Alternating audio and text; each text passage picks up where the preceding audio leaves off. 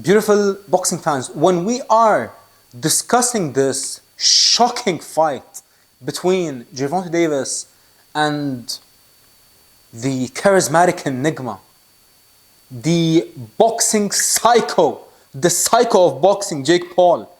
I like Jake Paul.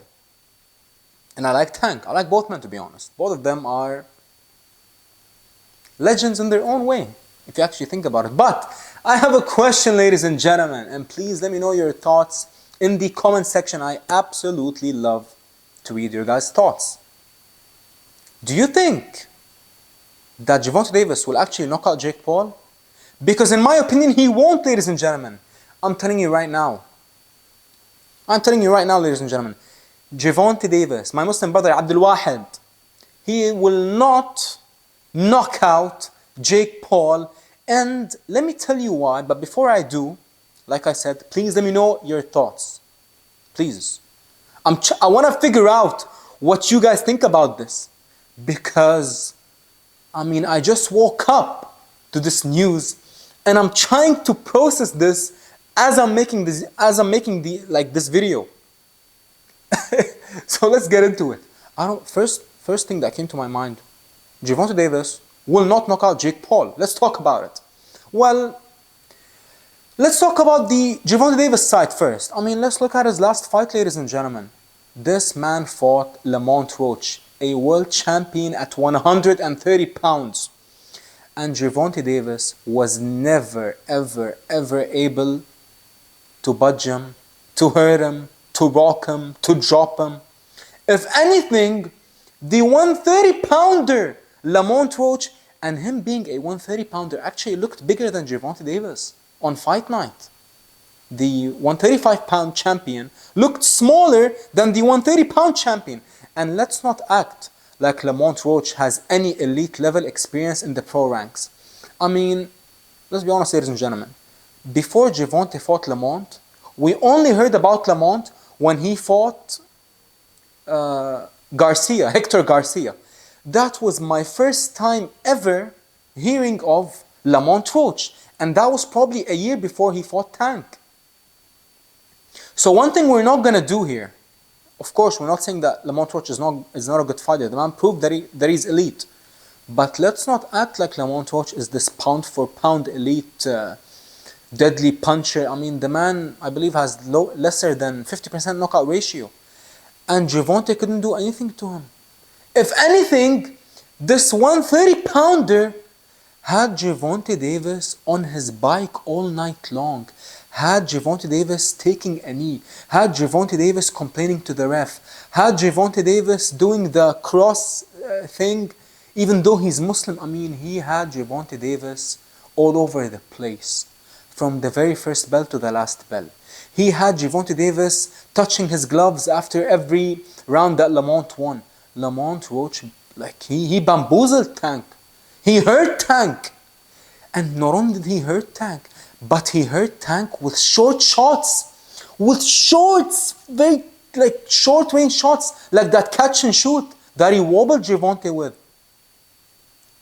And you're telling me, hold on a second. No, forget even that fight. Let's even talk about fights prior to that. What do we have, ladies and gentlemen? That Ryan Garcia fight.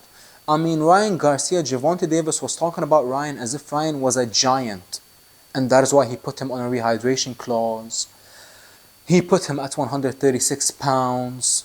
And still, Gervonta told you and me that in the locker room he was absolutely terrified of Ryan Garcia. A weight-drained, slender Ryan Garcia with no punch resistance and with no stamina. You know what I mean? And even Mario Barrio, I met Ryan Garcia in New York. The man is not short, but the man is so slim. It was, I was actually shocked. When I met all these incredible fighters who I've been watching since I was a kid when I went to the States, I was shocked at their sizes, to be honest. Even when I met Rolly Romero. Rolly is a small guy. He's very muscular. He's very dense. I saw him in the hotel lobby. He was wearing shorts. The man had veins popping out of his calves, his thighs. The man is definitely in unbelievable shape. But the man isn't as big as Gervonta Davis was making him out to be. I mean, he was probably 5'7.5", if I had to guess. Maybe, I'm not sure what his height is listed as, but he was short. I'm gonna be honest. And his head was so small. Like, Rolly's head was this big. I promise you, ladies and gentlemen. And not just that. Even Mario Barnes. I mean, Mario Barnes, you can make, like, Mario Barnes is not a small guy. He's a big guy. But not in comparison to Jake Paul. And Gervonta was acting like Mario Barnes is Hercules. And that's why he put him on a rehydration clause, fought him at 140 pounds, even though after Mario Barnes fought Cowboy Carl in the fight before that, he announced that he was going to move to welterweight. But then they offered him the tank fight, so he was like, you know what, I can't miss this opportunity. He took the fight, and not only did he get back to like killing himself to make the weight, but they even put a rehydration clause on him. And don't get me wrong, I love Gervonta Davis. I absolutely love the man. The man is one of the faces of the sport. I mean, let's think about it. In our generation, in our era, how many faces do we have? We have Canelo in this era. We have Gervonta. We have Tyson Fury. And Anthony Joshua. That's all we have when it comes to this era of boxing. When you talk about like true big names, true pound for pound, pay-per-view superstars. So you gotta give Gervonta all the respect in the world. But he's not knocking out Jake Paul, ladies and gentlemen. I mean, he is not knocking out Jake Paul. And not only will he not knock out Jake Paul because of all these reasons. And you know what's crazy? Remember when we used to hear a lot of those stories about Gervonta Davis knocking out heavyweights in the gym? Gervonta's power is incredible. So why are you fighting Ryan and Mario with rehydration clauses? And why are you fighting Lamont Roach, a 130-pounder, and you couldn't put a dent in him, and he was the one who rocked you? So this is all I'm saying, ladies and gentlemen. There is levels to everything. Just because Tank can hurt a heavyweight, probably with a record of 2-2 or something like that, with no skills, no defense, that doesn't mean that he can hurt any big guy. I mean, it's boxing, anything can happen, but Gervonta Davis is a small man. He's what, like 5'4", 5'5"? One fights at 126, 130, 135.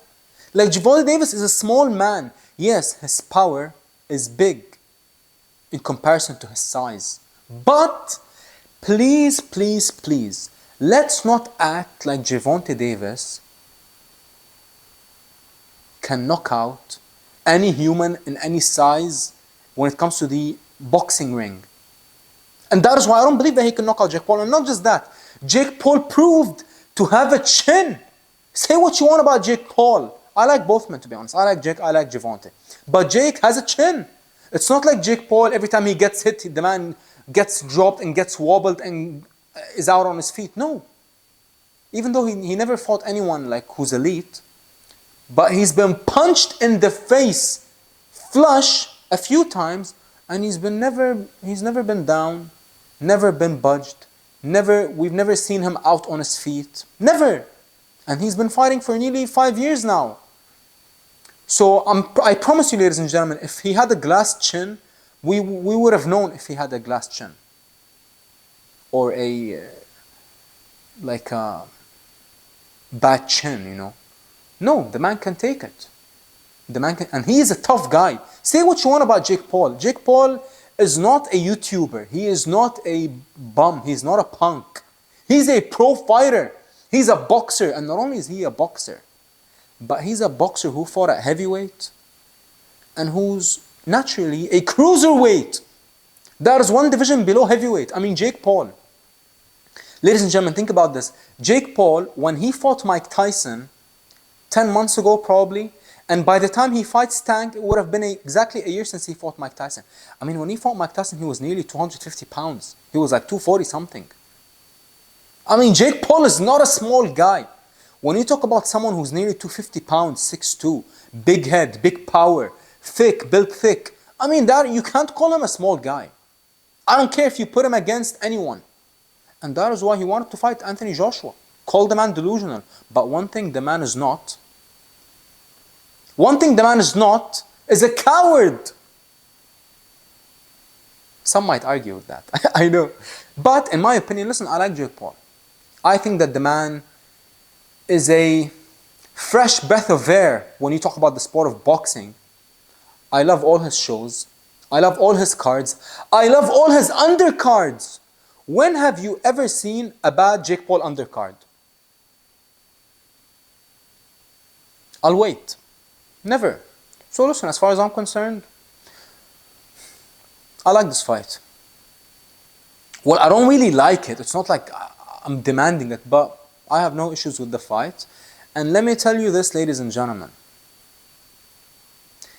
I just saw the news. I just found out that this fight is happening literally minutes ago. And this is the first thing. These are my initial thoughts. Gervonta Davis is not knocking out Jake Paul.